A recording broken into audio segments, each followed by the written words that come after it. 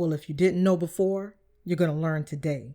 A well-organized lie defeats a disorganized truth every time. And your girl is coming through to do what I got to do. And I'm going to do what I got to do. I'm standing tall. I'm standing strong. Hey, you know what it is. Pseudo Killas on deck. Peace, everyone. My name is Chani Kinsler, also known as CK the Poet, and this is the Death to the Pseudo series, where we'll be learning about various illogical thinking and errors in reasoning a lot of misinformed, ignorant, and scientifically illiterate individuals use, like faulty generalizations, logical fallacies, also confirmation and cognitive biases. These videos are important to do because individuals are displaying a lot of faulty thinking that mislead and misinform a lot of people. And these people are a danger to the community and a detriment to the minds of the would-be future critical thinkers. In this video, we're going to talk about the burden of proof. And I know some of y'all are probably thinking, hey, CK, hold up. The burden of proof is not a logical fallacy. But shifting the burden of proof is. So we're going to talk about shifting the burden of proof. I'm going to go over some key examples as well that should be very important to go over, as well as some key concepts that I think that everybody should be aware of. We're also going to go over why shifting the burden of proof isn't okay and why people do it, exceptions to the usage, how to avoid shifting the burden of proof, and how to combat people that are abusing shifting the burden of proof, with some examples from the Black community.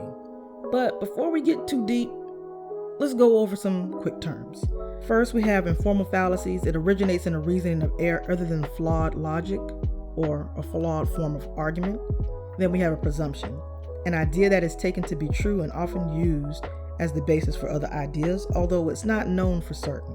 Then you have assumption, an idea that is accepted as true or as certain to happen without proof or reason. Appeal to ignorance. It asserts that a proposition is true because it has not been proven false, or a proposition is false because it hasn't been proven true. Then you have prima facie case. It is a cause of action or defense that is sufficiently established by a party's evidence to justify a verdict in their favor, provided such evidence is not rebutted by the other party. So y'all are probably wondering, what is the burden of proof? This is a position usually that rests on the participant who sets forth the position or claim. If and when an opponent asks the person making the claim for evidence or proof, they should provide an argument for that position. The burden of proof lies not with anyone to prove or disprove, but the claimant. But we have to keep in mind, to dismiss something on the basis that it hasn't been proven beyond all doubt is also fallacious reasoning. Just keep in mind the burden of proof principle. An opinion is an unsupported claim, and an argument is a supported claim. So there are three main types of statements that may carry the burden of proof that I think everybody should probably be aware of. The first one is an assertion that a statement is true. Then you have the burden of proof to demonstrate that this is indeed the case, meaning that you must either prove that your assertion is true or retract it. Then there's a presumption. It carries a conditional burden of proof. If you ask someone to presume that a certain statement is true, then you don't necessarily have a burden of proof with regard to that presumption, unless your opponent questions it, at which point you must either disprove that the presumption is true or retract it, as in the case with an assertion. Then you have an assumption. It usually carries no burden of proof. If you simply assume that something or a statement could be true, but don't claim that this is necessarily the case, then you have no burden of proof. Note that if you rely on your assumptions too much in the argument, or if your assumptions are perceived as too unlikely, they will end up weakening your argument, especially if they are challenged by your opponent. Basically, at the end of the day, if you can't or won't defend your claim by providing proof or evidence, basically, you have to withdraw the claim. So let's talk about some things that would be considered proof or evidence, or possibly even primary evidence. Some of these things would be letters, diaries, journals, memoirs, newspapers, books, documents, autobiographies, and sometimes even oral history and statistics. And speaking of statistics, we also have what's called the scientific method. This is The one tool that you will probably see used the most, no matter what the research topic is, whether it's history or science or just about anything and everything, the scientific method is an important tool that is used to make sure that we stay on the straight and narrow and to make sure that we're trying to get closer and closer to the truth or to the evidence. So scientific evidence can be used. You can use trials. You can use studies. Just make sure that you're using it properly. Make sure that you're reading and understanding what you're presenting as evidence. But with that being said, though, I think it's still important to mention the scientific consensus, whether it's in regards to science or even history. You want to make sure that when you're trying to present something as evidence or something as proof, that you have different sources, that you're not just using everything in just one book. Try to use sources from some books, some journals, maybe even a science video or a history video. Try to get different expert opinions on the subject, but try to stick with the consensus. Don't use unrepresentative data. And this is the last point that I kind of wanted to bring up in regards to the burden of proof. The burden of proof is not an all or nothing kind of thing, but it comes in degrees. If you assert a plausible claim, then the burden of proof will be light. Whereas an implausible claim places a heavy burden on you, as it does in a court case. So basically, if you make an affirmative claim, be prepared to defend it. And this also works in the reverse. If you have someone that makes a claim and they provide evidence, it's up to you as the person that challenged the person that made the claim to either accept their evidence or you can make a case against the evidence that they presented. Speaking of evidence and proof, there are 2 videos that I will be dropping in the comment section below on this video that goes into detail on research methodology and vetting sources and looking for primary sources. One video is going to be from Brother True Historian of New Black Knowledge, and another video will be from Brother Sean of the Mossy Warrior Clan. Look out for that. So let's get to the nitty gritty. Let's get to the heart of the video. Shifting the burden of proof. So shifting the burden of proof, this is an informal fallacy. It's under the category of appeal to ignorance, which basically means shifting the burden of proof is a fallacy that challenges an opponent to disprove a claim rather than the person making the claim to defend their own argument.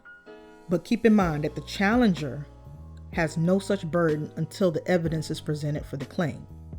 But what you can do is when you have someone that makes a claim and they try to shift the burden of proof to you, you can give them the opportunity to retract their claim since they don't have any evidence because they're trying to get you to prove their claim for them.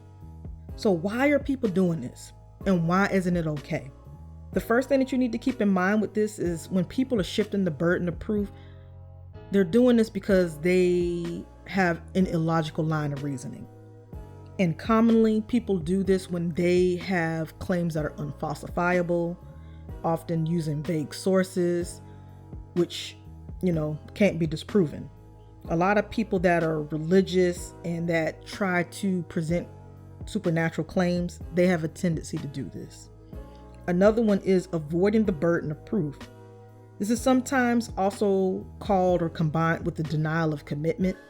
Basically, the individual is trying to evade committing to the claims where they made or attributed in an argument, and they're trying to make someone else be responsible for their arguments so they don't have to take responsibility. Then they're shifting the burden of proof. They're basically coming from a weak argument from ignorance, but it's not, however, itself the cause of this weakness. And another one is, this is a psychology factor. This is mostly common among pseudoscientists, scientifically illiterate people, those that are religious minded, and of course, people that are of the right-wing political leaning apparatus. So basically, in their mind, when they're shifting the burden of proof, they think, and people that think like them also think this as well, that they are coming from a position of power and authority because they are dominating the conversation. Basically, they will never answer questions. When they're losing debate, they will change the subject. They will make accusations, especially ones that are wrong to get you off topic. Do not fall for this tactic. Do not play defense, play educator. There is a video that I plan to drop in the comment section below from a YouTuber called Indiendo Studios.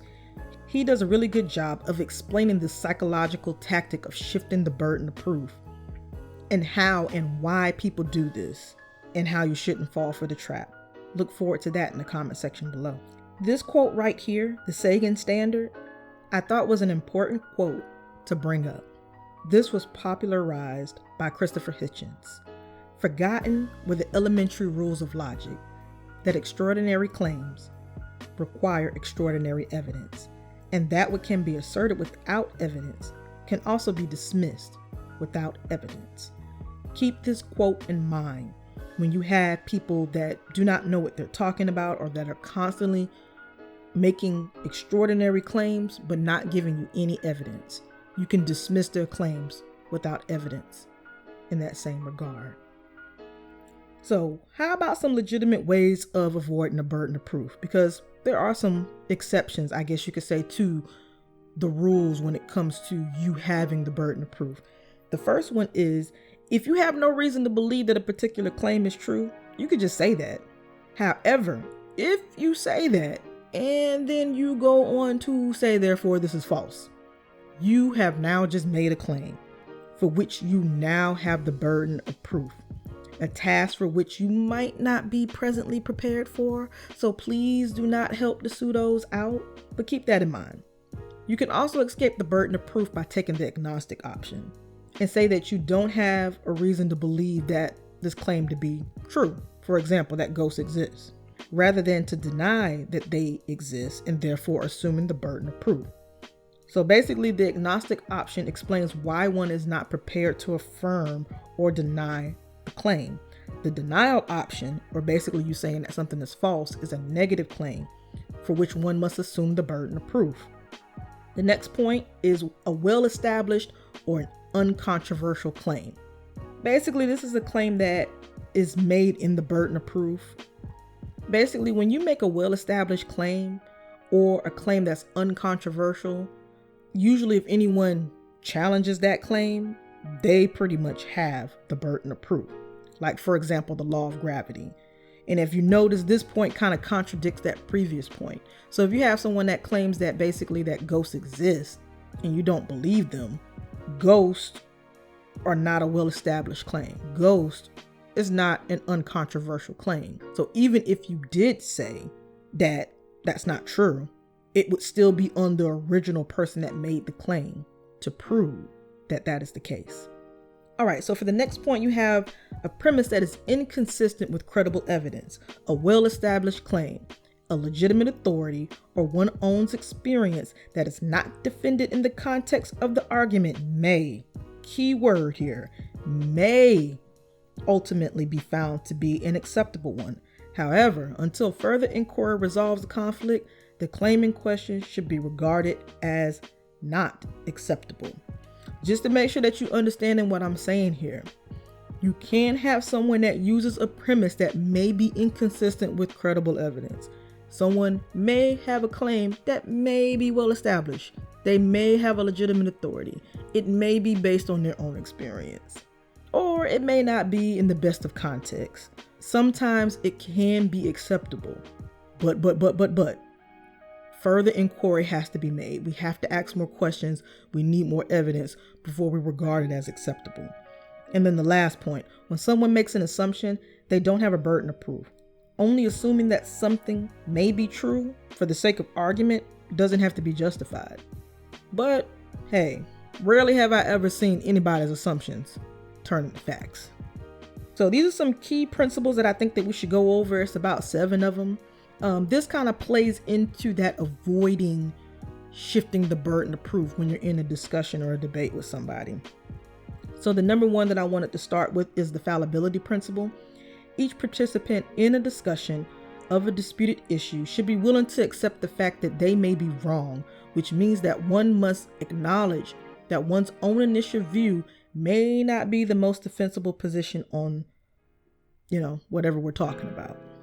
Number 2, The truth-seeking principle. Each participant should be committed to the task of earnestly searching for the truth, or at least the most defensible position on the issue at stake.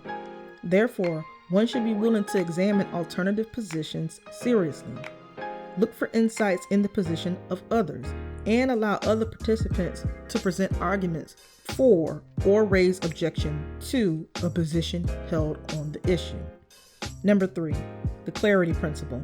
The formulation of all positions, defenses, and attacks should be free of any kind of linguistic confusion, self-contradictory, or expressed in a language that is confusing is also an unacceptable premise and clearly separated from other positions and issues. The structural principle. One who argues for or against a position should use an argument that meets the fundamental structural requirement of a well-formed argument. Such an argument does not use reasons that contradict each other, that contradicts the conclusion, or that explicitly or implicitly assumes the truth of the conclusion. Neither does it draw any invalid deductive inferences. Number 5, the relevance principle. One who presents an argument for or against a position should set forth only reasons where the truth provides some evidence for the truth of the conclusion. The acceptability principle. One who presents an argument for or against a position should provide reasons that are likely to be accepted by a mature, rational person and that meet the standard criteria of acceptability. The sufficiency principle. One who presents the argument for or against a position should attempt to provide relevant and acceptable reasons of the right kind that together are sufficient in number and weight to justify the acceptance of the conclusion. And just to continue on with avoiding shifting the burden of proof, I thought there'd be some other concepts that I think we should go over as well. One of them is conditions of premise of unacceptability. Number 1, the claim that contradicts credible evidence. 2, a claim that's inconsistent with one's own experience or observations. Number 3, a questionable claim that is not adequately defended in the context of the argument by evidence or is defended by an inaccessible source. 4, a claim that is self-contradictory or linguistically confusing. Number 5, a claim that is based on another unstated but highly questionable assumption. And as if you notice that I'm kind of repeating myself here, and that's very important. If I'm repeating something over and over again, it's really, really important. So keep that in mind.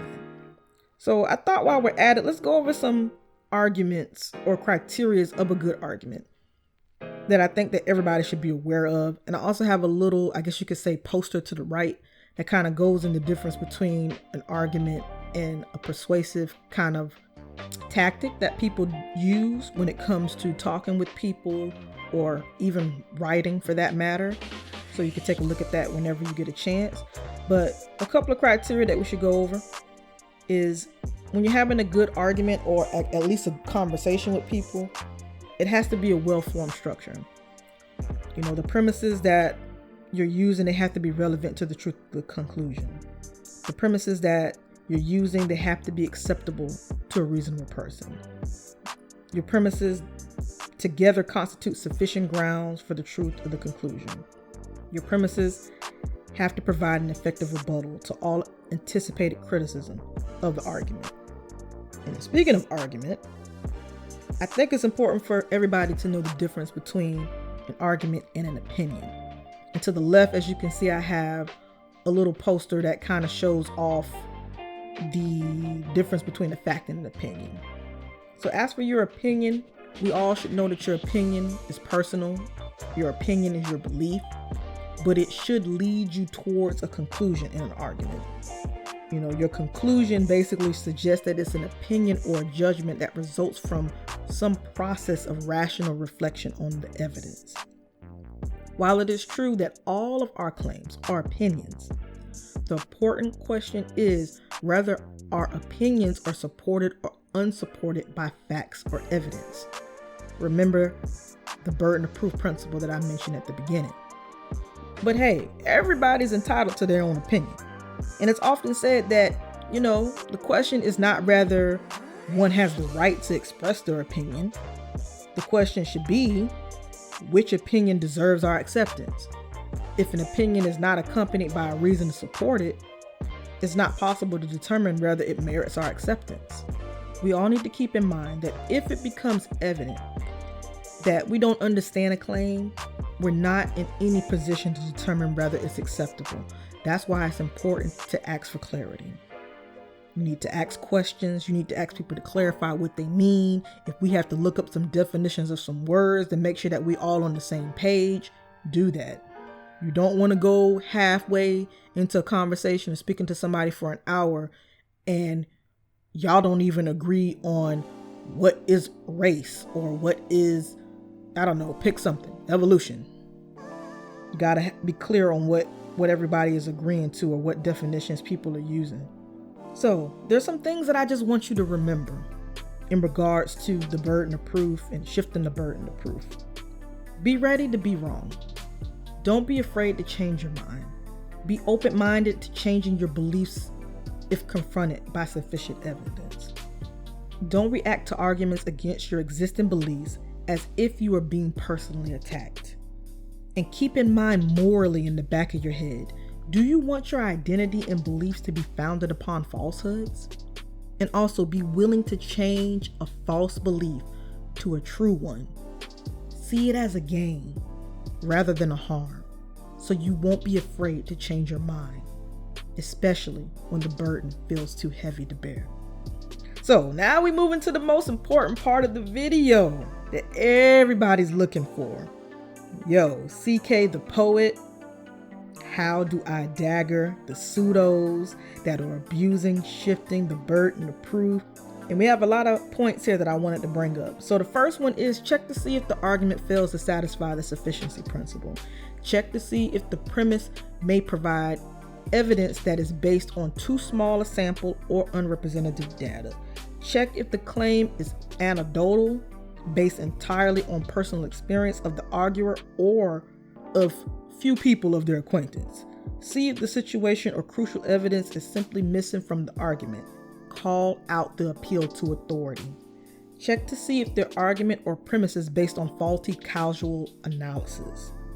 Or, my favorite word, constant conjunction, aka correlation does not mean causation. One should also not accept a premise that is based on so-called unwarranted assumptions, or that implicitly uses a highly questionable assumption that seems to give credence to the premise. Call out the use of fallacies. When your opponent makes a certain claim which demands a burden of proof and they have failed to provide the necessary evidence which is needed in order to support those claims. Furthermore, if your opponent attempts to shift the burden of proof to someone else, you can point this out too. There's also a situational tidbit here. You can provide counterproof yourself. Though the burden of proof may rest with your opponent that made the original claim, in some cases it can be beneficial to simply provide proof which supports your own claim and contradicts your opponent's claim, even if they have failed to support those claims in the first place. And you know how the pseudo killers work around here. We always provide and counterproof. We always come in with the sources. But remember that a failure to provide counterproof on your part does not necessarily constitute evidence that could be used in order to support their stance, especially if their assertions are phrased in a manner that makes it impossible to disprove. Okay, now these points right here is for all you pseudo slayers out there, you pseudo killer initiates out there. This is very important stuff right here. Please, this is the main problem that I see with people that are fighting the pseudos. Please stick to the original intention of the arguer. If there's any question about their intentions, about any implicit part of the argument, the arguer should be given the benefit of the doubt in the reformation, and or if possible, given the opportunity to amend it. But, after you have done all of that and then some, it is unnecessary to give people the benefit of the doubt, such as when the other person is clearly using fallacious reasoning intentionally, despite knowing that what they're doing is wrong. You should reassess the situation in order to decide whether you should continue this discussion, You know, there are some cases where there is nothing to gain from discussing the topic. You might benefit more by just disengaging, moving on to the next question or topic, you know, since the argument's not going to lead anywhere anyways. But y'all should know how the pseudo killers work over here. We not finna let y'all slide with this tactic right here. We coming for the jugular. We coming for you. And this last point right here, please, everybody, please, this is so important. Do not get caught slipping. Please be careful and watch out for this lovely debate tactic that you will see people use when they do not know what they're talking about, especially if you keep beating them up with the facts, you keep beating them up with the evidence. They will get to this point and go pseudo side and pseudo nova on you and start using this lovely technique called Gish Gallop. And it's basically a tactic that people use when they want to attempt to overwhelm you by mentioning as many arguments as possible with no regard for the quality of these arguments. In some cases, the person using the Gish Gallop might bombard you with questions or a long list of unsupported claims in order to force you to defend your stance by placing most of the burden of proof on you. This goes back to that psychology element that I mentioned earlier in regards to why people shift the burden of proof and why it isn't okay. Basically, from their mind, when they're abusing this Gish Gallop technique, like I said before, to them and their audience, they feel like they're coming from a position of power. They feel like you are the weak one because you always have to keep explaining. You always have to keep answering. You always have to keep providing information. Versus them, they just keep asking, but they never provide evidence for their claims. They never answer any questions. They never, provide any proof or even make a claim or sometimes even an argument. So you just have to be careful with that technique. So now we're getting towards the end of the video where we're going to give some examples of people that shift the burden of proof in the Black community. I would like to give some special thanks to some supporters out there that gave me some examples to help me do this portion of the video. Give a shout out to Good Brother West Africa, Brother Black Panther of the Mossy Warrior Clan, Queen Julanda Zachary, also known as Juju, and a special shout out thanks to Brother Andanet Bruce. After I edited these slides a bazillion times, he helped me fix it some more, and then I edited some more after that. Thank y'all very much for helping me on this section. But I must do this disclaimer before I begin, just to let y'all know, your girl CK the Poet is not trying to demean or disrespect anybody. I'm not trying to diminish the accomplishments of the individuals that you're going to see below. But we have to call out the clear misinformation and lying that's done in the Black community to mislead people and misinform them, for money, popularity. And if you take this personal, keep in mind that the pseudo killers got thermonuclear weapons over here. So let's get started. We're going to start with the Moors. The Moors, most of them shockingly do provide some kind of evidence or proof for their claims, but they don't hold up to the standards of evidence, and they tend to misrepresent and manipulate the sources that they use for their evidence. And they are extremely self-contradictory. So be careful with these people. Then there's the Hebrew Israelites. They shift the burden of proof by only sticking to unsupported claims in the Bible, claiming that the book can't be falsified and refusing to provide verifiable evidence. Next, we have the Abos. They shift the burden of proof by not providing credible evidence for their Aboriginal claims and rejecting science that proves their original claims wrong. Next, you have Wesley Muhammad and Reza Islam. These two are part of the Nation of Islam. All three parties are guilty of shifting the burden of proof by making inconsistent and unsubstantiated claims about the human immune system, viruses, vaccines, among many other fringe claims.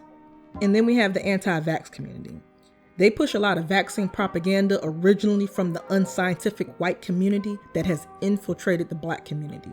It is now being pushed as factual information despite providing no scientific evidence for their claims while basing everything on assumptions. Next, we have KD the Arch Degree. This guy is what Unc the God Killer likes to call a pseudo-sophisticate. This man here likes to mix factual science with inconsistent claims, but also makes a lot of outlandish pseudoscience claims as well. This man here is an illegitimate authority.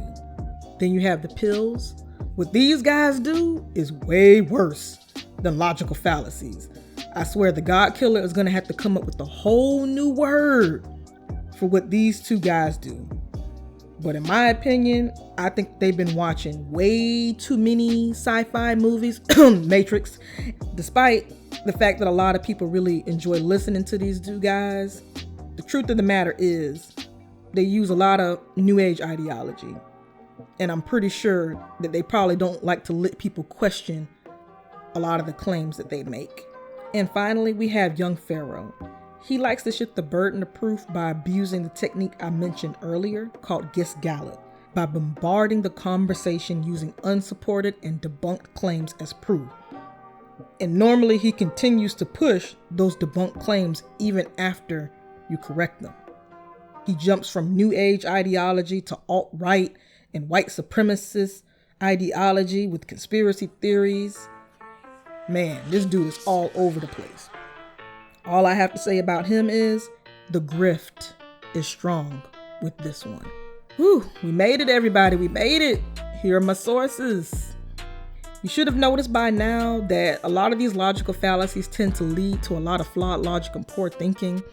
And most of these logical fallacies lead into other logical fallacies. It's almost impossible for you to avoid. Like once you start using one, you almost have no choice but to use another. It's almost like lying. Like once you start doing one lie, you have to do another lie and then another lie. I'm willing to agree that some people are just ignorant on subject matters. And some people are willing to admit, their mistakes and that they're willing to learn. But for the most part, a lot of these black people in the community, they're anti-science and they're intentionally spreading false misinformation and abusing logical fallacies to con money from people and to satisfy their ego. If you are mad that someone you love or respect made it on this list, I implore you to rewatch the video and pay attention to why shifting the burden of proof just shows that you and your mentor don't know what they're talking about, and you have no right to teach the people, and you should be held accountable for your behavior. Like, favorite, and subscribe.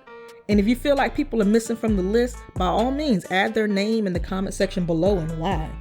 If you think that we should do a particular logical fallacy in the future, by all means, drop it below. Whichever one has the most likes, you'll get credit in the next video. The Pseudo Killers are all about sharing factual information. Join the Pseudo Killer Discord server today for free books, articles, and then some. And you know what it is. Death to the pseudos.